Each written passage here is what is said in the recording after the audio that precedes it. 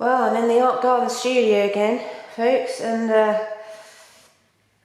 yep, I don't know how I feel today, I'll be honest. I think there's a lot of weight on everyone's shoulders right now, and I'm just going to create a happening on the paper, an explosion of whatever it's going to be.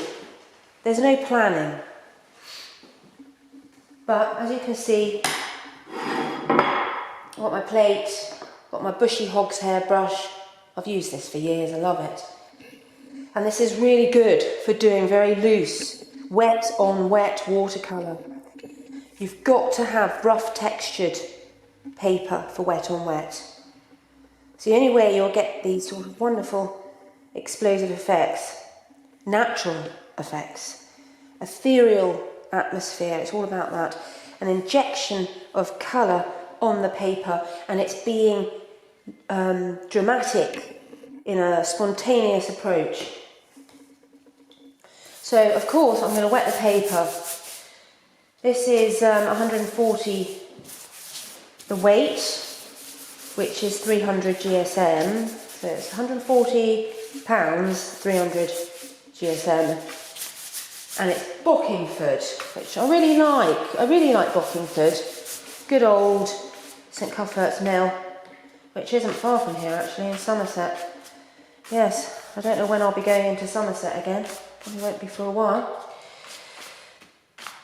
So, okay, so I've wet the paper. For some reason I keep getting bits of fluff, and that's really annoying, but try not to worry about that. Okay, so you can, as you can see, I've really wet the paper.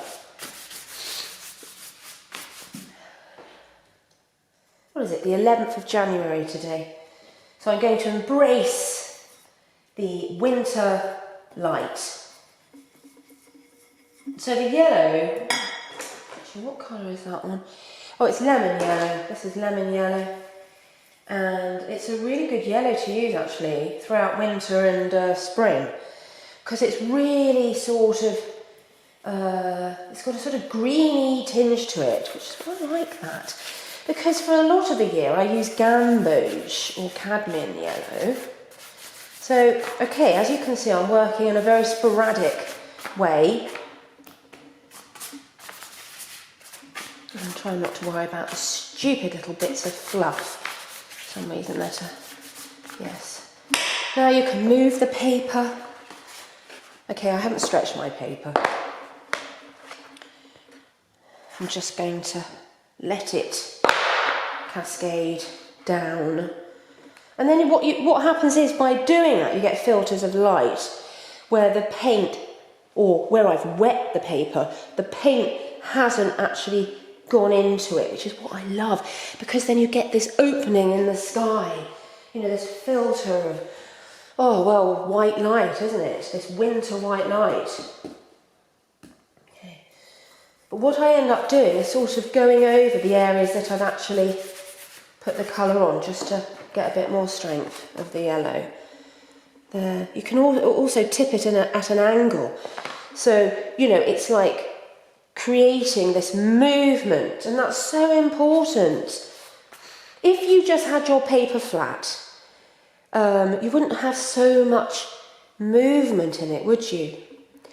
And also, yeah, I'm standing up as well, because by standing up over my work, I can be far more expressive. And obviously, the bigger the brush, the more expressive you can be. I'm going to add a tiny, did you see that? A tiny bit of vermilion. Vermilion is really powerful. So I'm just gonna, there we go, just skim it. I do like the skimming approach. And then look, keep tipping it at an angle. And if beneath you gets quite wet, always have some kitchen roll, you know, or a bit of tissue, whatever you've got. Okay, so the dramaticness is going to start taking effect. And what I'm doing is mixing in to the yellow with the vermilion. I'm going to get a little bit, just a tiny bit stronger, just in that area there. There you go, just let that come across, bring it across, and move it as much as you want. Just look at that. Just notice what's happening there. Decide where you want that colour to go almost, yeah? Just go with it. I might just get a bit more of the yellow.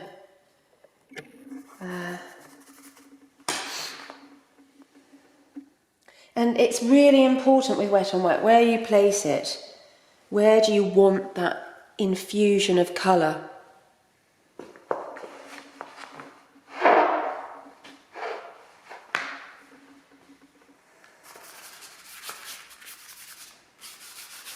So as you can see, this is becoming, yes, quite a sky study of, yet again, these, well, it could be the morning light, it could be dusk.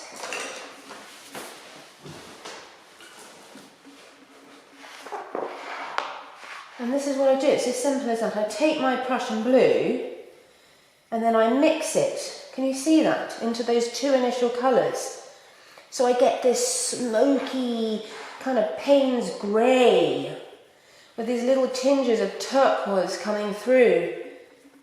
And then, here we go, the approach of the clouds. But not too much, I don't want too much. They're coming into the painting.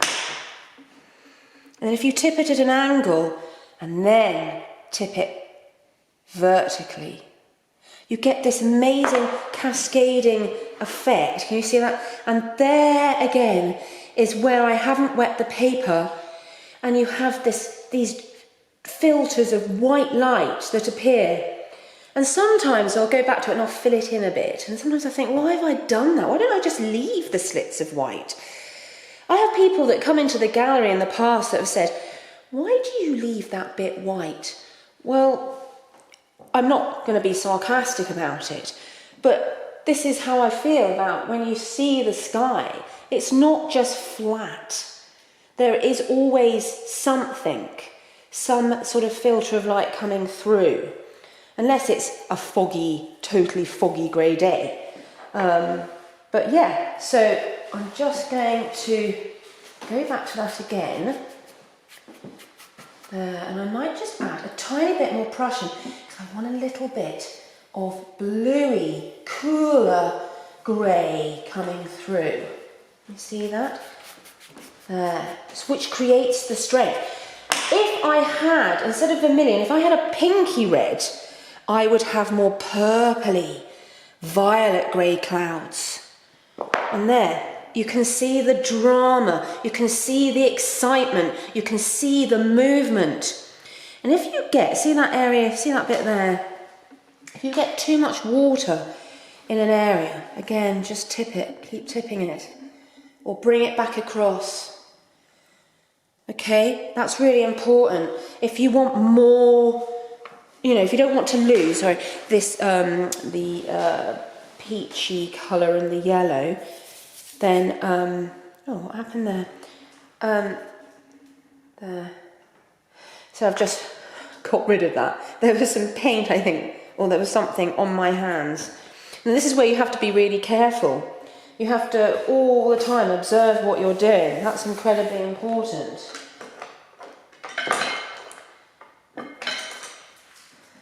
There's a little bit of a blob there, it doesn't matter, there, I'll just get rid of it.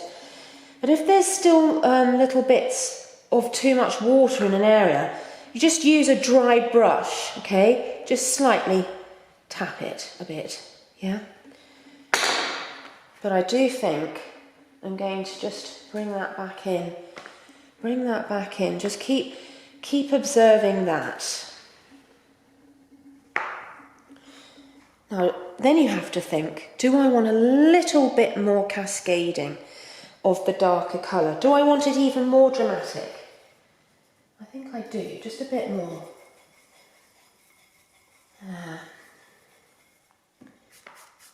Look at that. So I added a little bit more this time of the vermilion, which is what I wanted.